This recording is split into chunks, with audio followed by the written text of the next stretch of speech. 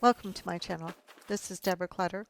In today's episode, I'm going to show you how I go about long arming this quilt. And you're going to see in the footage the dimensions of the quilt, and I'm going to give you some prices on how much it cost me to make this quilt, and then how much it cost me or how much it would cost you to long arm this quilt if you had it long armed. And then if you wait till the end, I'll show you how much the whole project cost.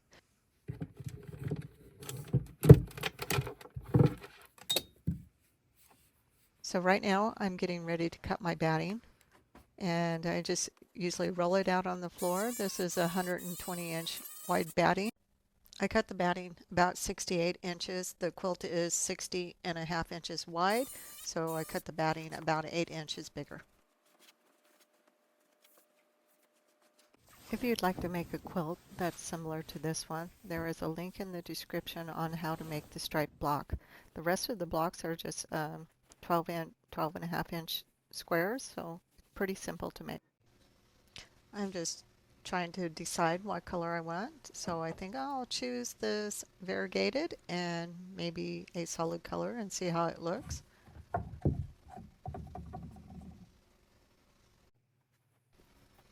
So now I'm just auditioning the two threads I chose and see which one is going to work the best.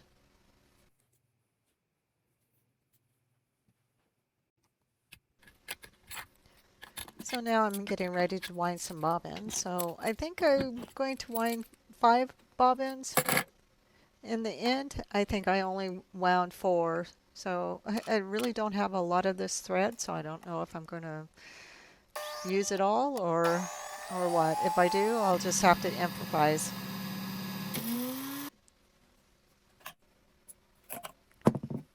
So I'm getting ready to change out the thread. The new thread I'm putting on is made by Superior Threads, and it's a variegated. I think it's a rainbow, and it comes in 2,000 yard spools.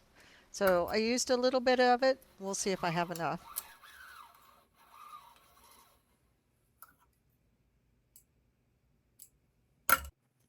So the last bobbin I used was Omni thread, and it's very linty, as you can see.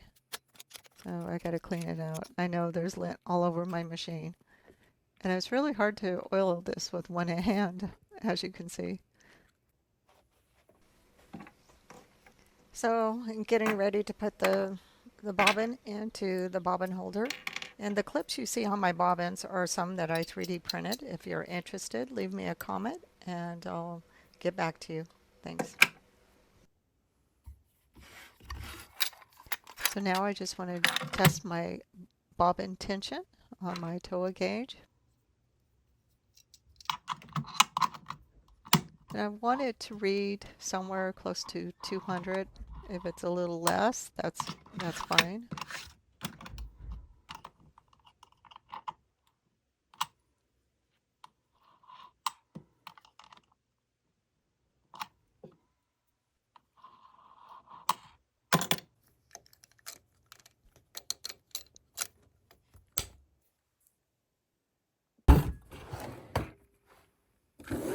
Those are all my 3-wound bobbins in the drawer.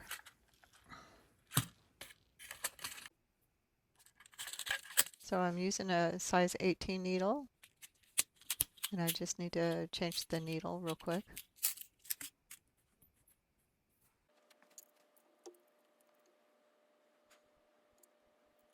The magnet you see on the needle helps me align the needle into the correct position. Now I'm getting ready to test the tension and make sure the top tension is looking good. And these are just magnets I made, and there's a little steel bar in there, so I can just attach it quickly and test my tension.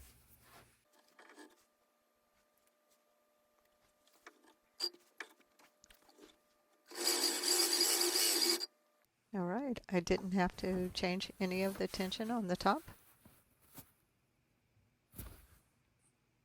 This is the quilt design I came up with, and it has a edge to edge or a continuous pattern for the border, and then it has individual designs for the blocks. The plain blocks are going to be the lily design, and then the stripe blocks will have the bubble design in them. How I came up with this design, I already had an idea in my head that I wanted to have a separate border and then individual blocks. So I just started browsing different designs, and this is what I came up with. I'm getting ready to quilt my top, so I'm going to put my clamps on, and these are clamps that I made. I'm getting ready to place down the top of the quilt, and so I just put my channel locks on and kind of make sure that the fabric is on straight, and then I just move it down to the bottom because I want to put my little guide that I made on to make sure I know exactly how wide the quilt's going to be as I'm going. And you can see at the top, this total for this quilt top was $77 to make. And the borders on it are a 10-inch border on the top and a 6-inch border on the sides, and the blocks are 12 inches. I'm getting ready to put on my ruler plate. I had originally put on the spoon foot, but I took it off and put my ruler foot on because I wanted to do the stitch in the ditch manually instead of doing it with my Statler stitcher. I have stretched one side of the border a little bit for whatever reason. See all this little bit of bunching, and right here I have a little bit of fullness right here I'm going to have to take care of, and I think besides that it'll be okay. But so normally what I do is I put on my channel lock and I'll go and check my seam and then adjust it if I need to.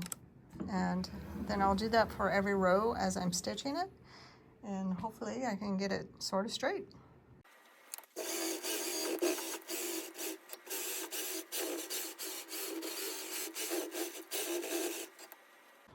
Here's my little marks I had. Bottom of my quilt doesn't look too bad.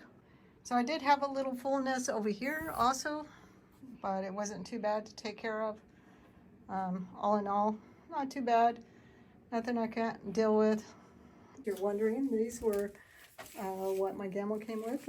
These are the clamps that it came with, and I just reused it to make this little tape thing. So it turned out really good. Not too much problem. I'm just going to cut this batting off.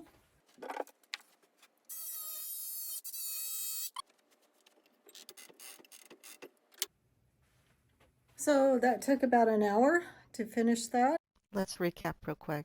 So the backing cost $20, the batting cost $20, the quilt top cost $77 to piece, and the thread was $18 for a total of $135. So if you got this far, your quilt cost you $135 to make. I want to start my quilting by doing the border, so I'm going to go ahead and draw my boundary. I'm using the head of my machine to draw out my boundary around the border. Okay, there's what my boundary looks like. And so I'm just going to click on that new one and go to repeat patterns.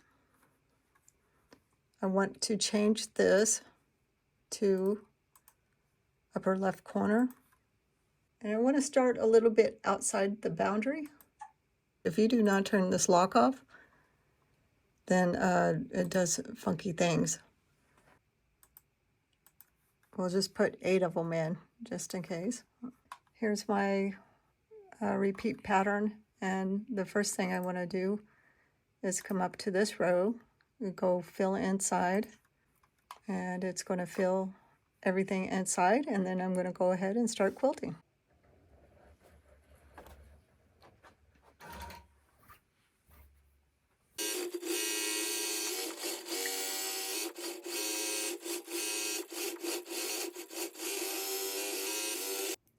Okay, the first row is done, and it doesn't look too bad. I had just a little bit of problem with thread breakage right here. It didn't like going over the seam.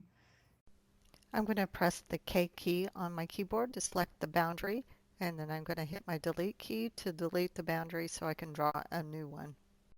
I have my new boundary. You can barely see it, but it's right here.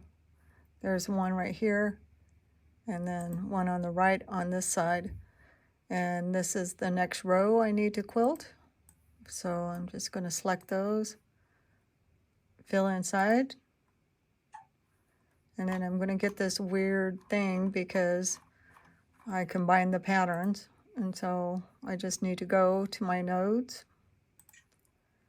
right click on there and divide, select this one, click divide, and then I want to delete the one that's highlighted. Every once in a while, it's a good idea to come back here and look at the back of your quilt and make sure your stitches are okay. I have a mirror back here so I can look underneath. If I need some more light, I can put a light on there and kind of see what I'm doing. So everything's looking good, no problems so far. Freckles wants to say hi. This is my dog Freckles. Hi Freckles, you can say hi. So I'm on the very last row, and you can see this is probably going to go a little bit faster. And this is how it's looking so far. So while I'm waiting for the last row, I'm going to go ahead and make the binding. And I'm going to use my 2 1/4 inch Quilt die for this. So this is actually some fabric that I used for the border, and I'm going to use it for the binding. And it is really long, so I won't have to piece the binding together very much.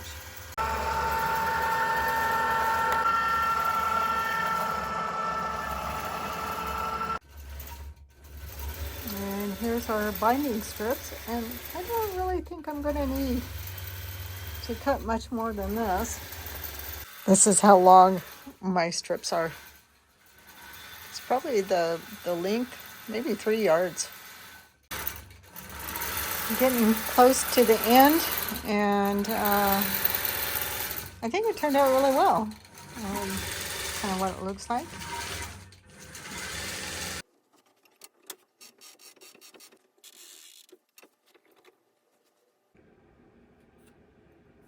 This is how I ended up doing my blocks. So I drew four boundaries, and then I'm going to click on the boundary, right click, convert boundary to pattern, right click, convert boundary to pattern, and then I'm going to click on the pattern, go down here to the bottom.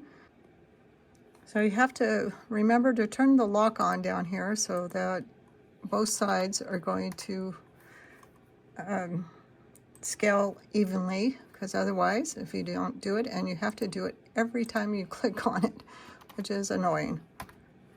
And so now I have 4 perfectly placed inside squares, and I want to go back to convert pattern to boundary. I want to turn them all back into a boundary.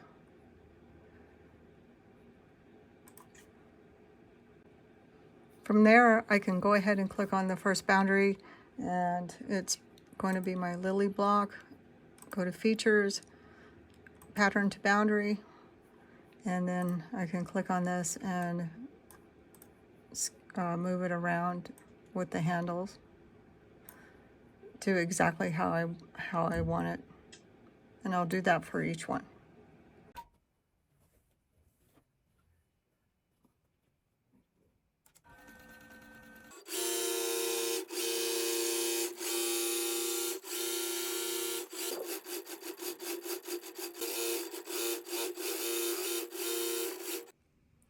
Well, after getting the first row stitched out, I kind of wished I would have took this design all the way out to the edge. I think it would have been more appropriate for this block. It's not like you can really see it. I mean, it's a busy block, so. But I think if I do it again in the future, I will take it all the way out to the edge. It is 64 degrees down here in my basement. Time to turn on the space heater. And my dog's not very happy because she doesn't like the thunder.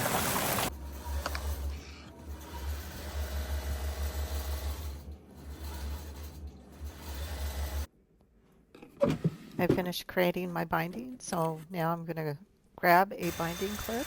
These are 3D printed binding clips that I made, and it has a little uh, clip on that attaches so that you can keep the binding from coming off.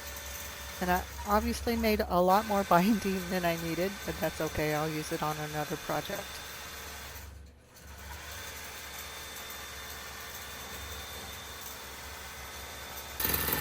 I'm on the last block, and I've had quite a few thread breaks. It doesn't like this fabric. I had to change to a size 21 needle, and it's working a little bit better now.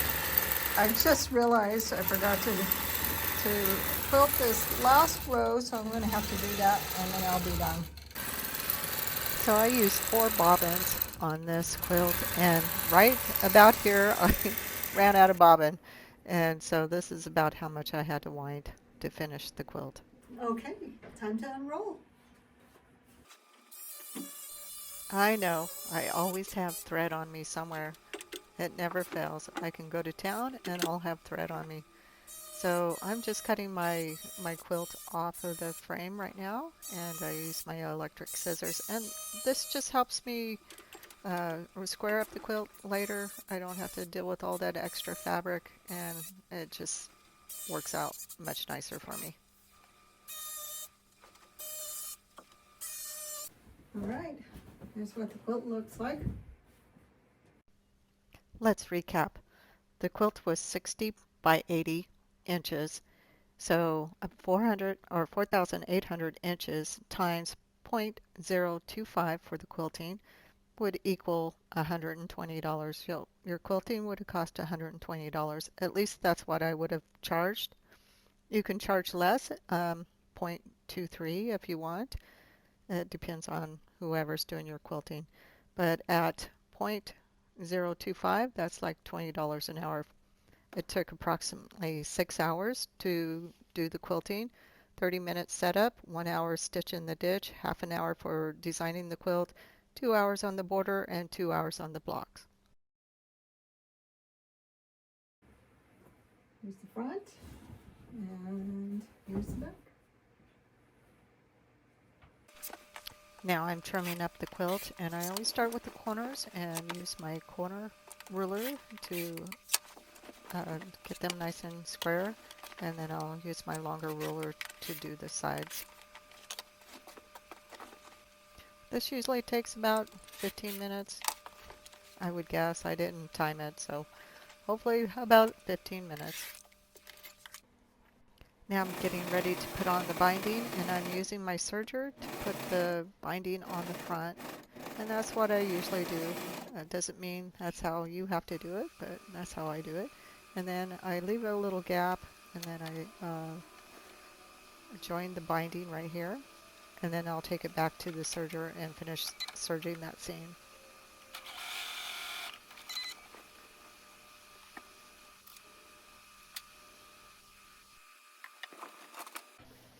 So part of my process for putting on binding is I like to take it to the ironing board. Iron the binding on the front so it lays kind of flat. And then I'll turn it over and I'll glue the binding down. So I know exactly where it's going to go, and it doesn't move on me when I start sewing it down.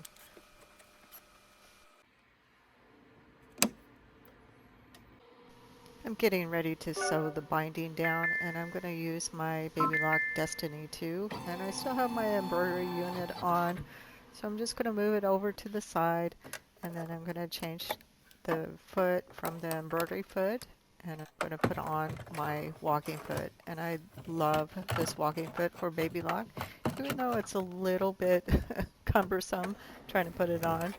It does a good job, especially when you're doing the binding. And I'm using clear monofilament thread. It's by Superior Threads. And I have some pre-wound bobbins that I also bought from them.